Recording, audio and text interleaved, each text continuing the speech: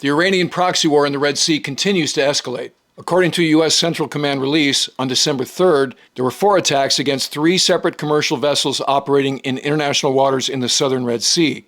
These 3 vessels are connected to 14 separate nations. The Arleigh Burke-class destroyer USS Carney responded to the distress calls from the ships and provided assistance. At approximately 9:15 a.m. Sanaa time, the Carney detected an anti-ship ballistic missile attack fired from Houthi-controlled areas of Yemen towards the merchant vessel Unity Explorer, impacting in the vicinity of the vessel. Unity Explorer is a Bahamas-flagged, UK-owned and operated bulk cargo ship crewed by sailors from 2 nations. At approximately 12 p.m., and while in international waters, Carney engaged and shot down a UAV launched from Houthi-controlled areas in Yemen. The drone was headed towards Carney, although its specific target is not clear. There was no damage to the U.S. vessel or injuries to personnel. In a separate attack at approximately 12:35 p.m., Unity Explorer reported they were struck by a missile fired from Houthi-controlled areas in Yemen. Carney responded to the distress call. While assisting with the damage assessment, Carney detected another inbound UAV, destroying the drone with no damage or injuries on the Carney or Unity Explorer. Unity Explorer reports minor damage from the missile strike. Then at approximately 3:30 p.m., the merchant vessel number 9 was struck by a missile fired from Houthi-controlled areas in Yemen while operating in international shipping lanes in the Red Sea. The Panamanian-flagged, Bermuda and UK-owned and operated bulk carrier reported damage and no casualties. And then finally, at approximately 4:30 p.m., the merchant vessel Sophie II sent a distress call stating they were struck by a missile. Carney again responded to the distress call. While en route to render support, Carney shot down a UAV headed in its direction. Sophie II is a Panamanian-flagged bulk carrier crewed by sailors from 8 countries. This episode is sponsored by Ridge's new ceramic powder collection. The brand new ceramic powder coating solution creates a smooth finish, softer to the touch, but still has the signature Ridge scratch resistance. Custom-coated hardware and an oil-filled front logo make for a monochromatic style unique to the flagship wallet line. The Ridge wallet also comes in my new favorite color, Base Camp Orange. The Ridge wallet is the last wallet you'll ever need.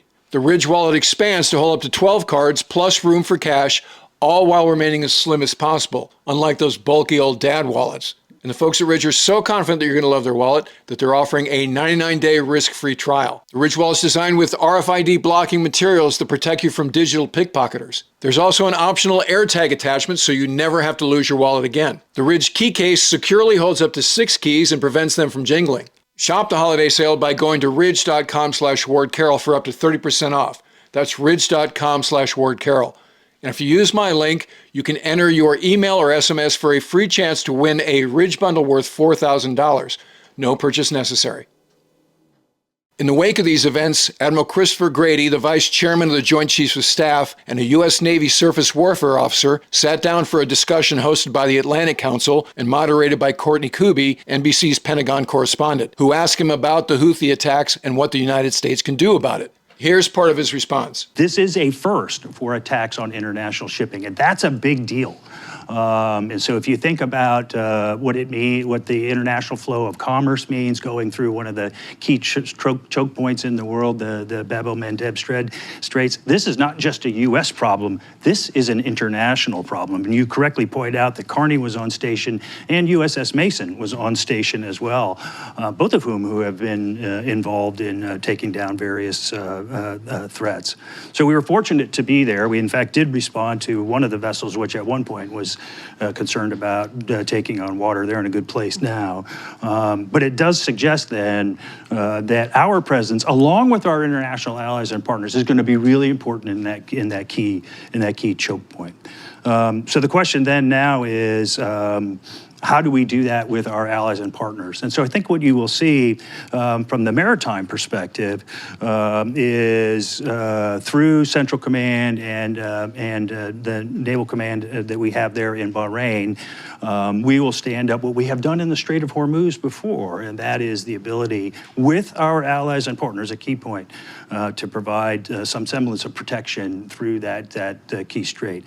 In the meantime, meantime, we'll continue to work with our allies and partners about potential response options against the Houthis, and then keep our eye on, is this, and it very much is, an expansion of perhaps the larger conflict that is in Israel and Hamas, because as was noted earlier, there's undoubtedly an Iranian hand in this. So this looks a little bit like horizontal escalation.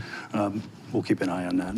Couple of things to highlight from Admiral Grady's remarks here. First, he notes that this is the first time the Houthis have targeted international shipping, and he characterizes that as a big deal. Second, he points out that these events disrupted the flow of shipping through the Bab el-Mandeb Strait, which is one of the key shipping choke points in the world, which de facto makes this situation not just a U.S. problem, but an international problem. And later in the discussion, he noted, as the Central Command release also notes, that the attacks on those merchant ships totaled up to an attack on 14 nations when you add up ownership, where they are flagged, and the nationalities of the crews. Third, he characterizes the situation in the Red Sea as very much an expansion of the Israel-Hamas conflict, and he says there is undoubtedly an Iranian hand in this, which he labels as horizontal escalation. With respect to Courtney's question about what the U.S. is going to do about this expansion of Houthi attacks, exactly what the increased U.S. naval presence in the region is designed to deter, Grady wasn't specific, but offered a general answer that, along with allies and partners, a term he used several times in his answer, that Central Command and the Naval Command in Bahrain will provide, quote, some semblance of protection, end quote, through the Bab el-Mandeb Strait as they've done in the Strait of Hormuz before. Grady also pointed out that there are over 30 nations that are part of the Combined Maritime Force, which is the coalition maritime force that operates out of the Naval Central Command and Fifth Fleet. Admiral Grady mentioned the other moves under consideration to counter those attacks in the Red Sea involved reflagging ships, as the United States did during the tanker wars in the Persian Gulf in the 80s, which led to Operation Praying Mantis, the U.S. Navy strike in 1988 that resulted in the sinking of about half of the Iranian Navy, or embarking security teams of U.S. Marines on commercial vessels, although that idea was subsequently dismissed by Pentagon spokesman Brigadier General Patrick Ryder, who said there were no plans to put Marines on commercial ships. I spoke to a former Arleigh Burke commanding officer to get an idea of what's going on aboard Carney and Mason and the other American warships operating around the Arabian Peninsula that we've talked about on recent episodes. And the first thing he pointed out was that since Desert Storm, and most acutely after 9/11, the U.S. Navy has built a lot of corporate knowledge on how to operate in these waters, and along the way, they've modified the ship's systems and weapons and crew training. The biggest change in crew training was the creation of Naval Surface and Mine Warfighting Development Center's Warfare Tactics Instructor Course, which is sort of like Top Gun for ship drivers. After graduation, these patch wearers are assigned to crews of ships as training officers, and they conduct chalk talks with relevant members of the crew as they deploy, going in detail about weapons tactics and operational postures. So right now, there's at least one WTI on every U.S. Navy destroyer in the 5th and 6th Fleet areas of responsibility. And since the Red Sea is such a hot spot right now, I asked this former CO if the destroyers are constantly going to general quarters, which would exhaust the crew in short order. And he said that they're most likely not at GQ, but rather OPCON 3, which means the missiles and the vertical launch tubes, the 5-inch gun, and the close-in weapon system are all armed and ready to be fired in short order.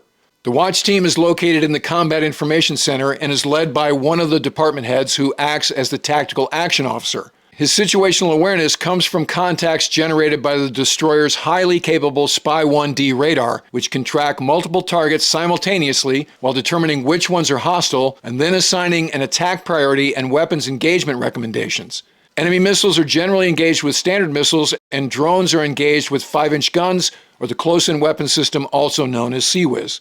The Spy-1 radar is very powerful, which can allow an enemy to track its location, so another thing Arleigh Burke destroyers have learned is to manage their electronic warfare spectrum accordingly, and only radiate when necessary.